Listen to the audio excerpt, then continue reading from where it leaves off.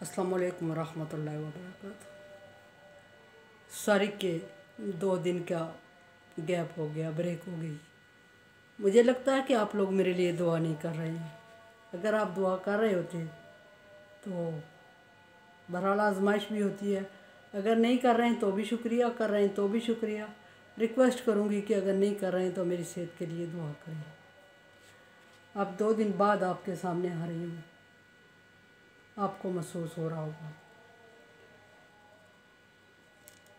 सूरह त्वाहा मेरे सामने और सूरह त्वाहा की आयत नंबर 7 है, पारा नंबर 16 है और रुकू नंबर 10 चल रहा है। पीछे बात चली कि अल्लाह तबारक व तआला के लिए है, पिछली वाली आयत में बात चली, आयत नंबर 6 में, कि जो कुछ आसमानों और जो कुछ ज़मीनों में है और जो इनके दरमियान है और जो ज़मीन की तह के नीचे है वो सब अल्लाह तबारक व तआला का है और अल्लाह तबारक व तआला के इल्म में है और अल्लाह तबारक व तआला से कोई चीज़ पोशीदा नहीं है। अल्लाह तबारक व तआला के आलमुल गैब होने की बात चल रही है कि अल्लाह तबारक व तआला आलमुल गैब है और आलमुल गैब अल्लाह के अलावा किसी और की सिफ़त नहीं है, ये भी बताया गया। और ज़मीन आसमान खला में और फ़ज़ा में और जो चीज़ें सातों आसमानों में और ज़मीन की तह के नीचे पाई जाती हैं वो भी अल्लाह तबारक व तआला के इल्म में है और किसी बंदे के इल्म में ज़मीन की सारी चीज़ें नहीं पाई जाती। इतना इल्म भी किसी के पास नहीं है कि वो अपने इर्द गिर्द के माहौल की सारी चीज़ों का अहाता कर सके। सो फिर अल्लाह तबारक व तआला के साथ शरीक ठहराना बेवकूफ़ी और गुनाह कबीरा है और जहालत है, इंतहाई जहालत की बात है। और यहाँ अल्लाह तबारक व तआला फरमा रहे हैं कि बाद में ये अर्ज़ करती चलूँ कि सातों आसमानों का ज़िक्र तो कुरान पाक में जगह जगह हुआ है, लेकिन ज़मीन एक ही का ज़िक्र हुआ है। अल्लाह तबारक व तआला ने एक ही ज़मीन का, या फिर ज़मीन अकेले में जमा का सीगा है या जैसे भी है। एक ज़ईफ़ हदीस में आज मैंने देखा, उसमें ये लिखा हुआ था कि ज़मीन एक मछली के 2 पैरों के ऊपर है और मछली के दोनों हाथ आसमान से लगे हुए हैं और उससे 100 साल की मुसाफत पे दूसरी ज़मीन है जो इस तरह किसी चीज़ पे ठहरी हुई, हवा में ठहरी हुई है, और उससे नीचे जो 100 साल की मुसाफत पे ज़मीन है वो जहन्नम है। लेकिन ये ज़ईफ़ हदीस है, कुरान पाक में कहीं ज़मीनों का इस तरह का हवाला नहीं मिलता। देखते हैं कि आगे अल्लाह तबारक व तआला क्या फरमा रहा है। इन तजहर बिलकौल, बारीक बीनी की तरफ इशारा कर रहे हैं। अल्लाह तबारक व तआला आलमुल गैब होने के लिए साथ साथ इंतहाई बारीक बीनी की तरफ इशारा कर रहे हैं कि तुम कोई बात ज़ाहिर करो या छुपा के करो वो अल्लाह तबारक व तआला जानता है। आपस में करो वो अल्लाह तबारक व तआला जानता है। किसी को पैगाम भेजो वो अल्लाह तबारक व तआला जानता है। अल्लाह तबारक व तआला से है कोई ज़मीन आसमान की या इंसान के जिस्म के अंदर की एक ज़रा, इंसान के नहीं, किसी दुनिया में पाए जाने वाले किसी आइटम का कोई ज़रा भी अल्लाह तबारक व तआला से पोशीदा नहीं। वन जो ख्याल गुज़र जाता है इंसान के ज़हन से, उसको भी इरादा नहीं, जो ख्याल गुज़र जाता है जिसका इंसान को ख़ुद ख्याल नहीं होता कि ख्याल आके गुज़र गया, अल्लाह तबारक व तआला उसको भी बहुत अच्छी तरह जानता है। लेकिन ये अलग बात है कि उसके बारे में उम्मत मोहम्मदिया में उसका हिसाब नहीं लिया जाएगा जब तक कि अमल ना किया जाए, जब तक किसी सोच का हिसाब नहीं लिया जाएगा। ये उम्मत मोहम्मदिया का ख़ास क्रेडिट है। लेकिन जानता अल्लाह तबारक व तआला है। और बात फिर पीछे चली थी कि फ़रिश्तों से लिखवा दिया। लिखवाने का अल्लाह अपने लिए मोहताज नहीं है, इंसान को दिखाने के लिए मोहताज है। इन तजहर बिको इन्नहु यालमु सिर्रा व अख़फ़ा, वो पोशीदा चीज़ों को भी जानता है और छुपी हुई चीज़ों को भी जानता है और सरगोशियों को भी जानता है और सांस के असाब को, सांस के तलातम को भी जानता है। और जो हम सोच से हट के कोई और कैफियत हमारी होती है उससे भी अल्लाह तबारक व तआला वाक़फ़ हैं।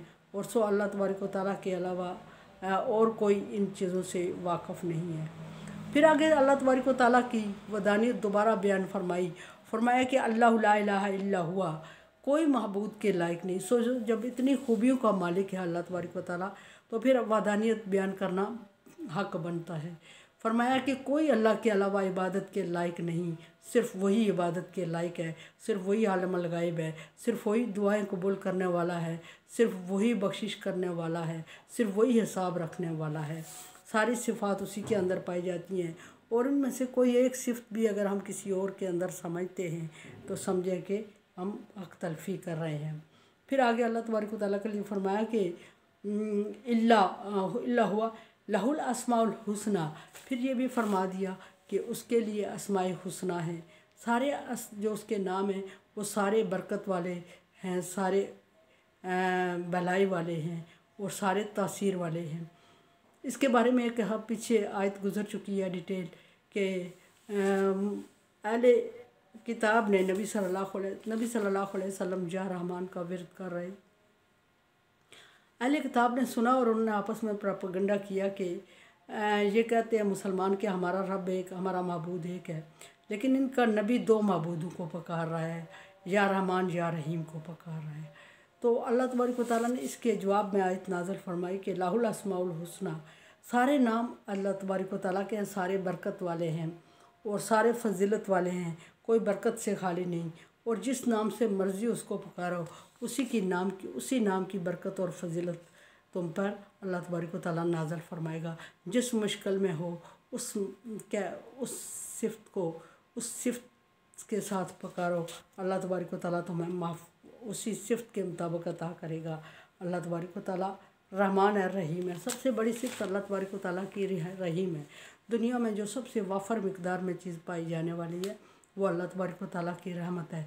और अल्लाह तबारक व तआला जो सबसे आसानी से मिलने वाली है वो अल्लाह तबारक व तआला की रहमत है। जो सबसे मुफ्त में मिलने वाली है वो अल्लाह तबारक व तआला की रहमत है।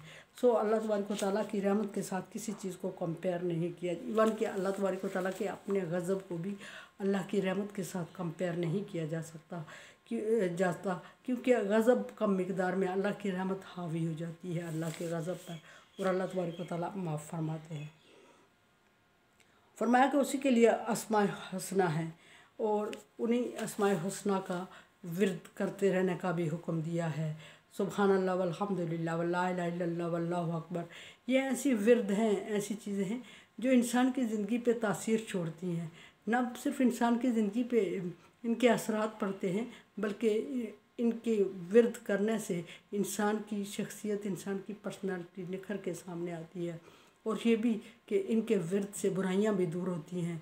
और अल्लाह तबारक व तआला इंसान को इन विर्द में ये जो चीज़ें पाई जाती हैं, जो इनके मीनिंग्स होते हैं, जो अल्लाह तबारक व तआला के नाम हैं, इनके जितने मीनिंग्स हैं, इनके मीनिंग के मुताबिक इनमें बरक़ात भी पाई जाती हैं और उनमें कैफ़ियत भी पाई जाती हैं। इंसान की कैफ़ियत भी बदलती है, हर मुश्किल का हल इसमें मौजूद है।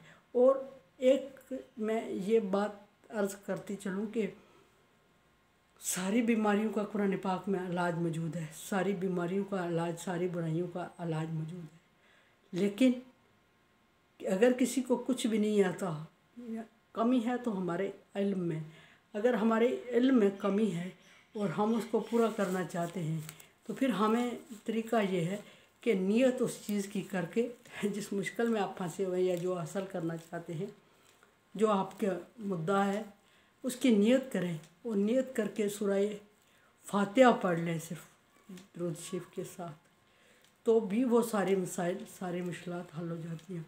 सूरह फातिहा वो सूरत है जिसमें हर मुश्किल का हल मौजूद है। सूरह शिफा भी कहा गया है इसको, और हर आसानी का रास्ता मौजूद है। और नियत कर लेने से इसके फ्यूज़ और बरक़ात उस तरह हो जाते हैं जिस तरह बंदा चाहता है। सिर्फ नियत का फ़र्क होता है, पढ़े यही तो भी अल्लाह तबारक व तआला उसको अता कर देता है। तबीयत मेरी ज़्यादा ख़राब, आगे बड़ी मुश्किल से बोली हूँ, मेरे लिए दुआ करें। और तावन अलल बिर्रि वत तक़वा, नेकी और अच्छाई के कामों में एक दूसरे से तावन करें। नेकी और अच्छाई का काम क्या है? वतवासौ बिल हक़ की वतवासौ बिस सब्र। नेकी और अच्छाई का काम ये है कि हक़ बात की तलकीन और सब्र की ताकीद करते रहें। हक़ बात की तलकीन से मुराद दीन इस्लाम की तबलीग और तवासौ बिस सब्र के मतलब मखलूक खुदा की दिलजोई करते रहें। अल्लाह तबारक व तआला अजर से नवाजेगा। जो किसी की दिलजोई करता है अल्लाह तबारक व तआला उसकी दिलजोई करता है। अल्लाह हाफिज़।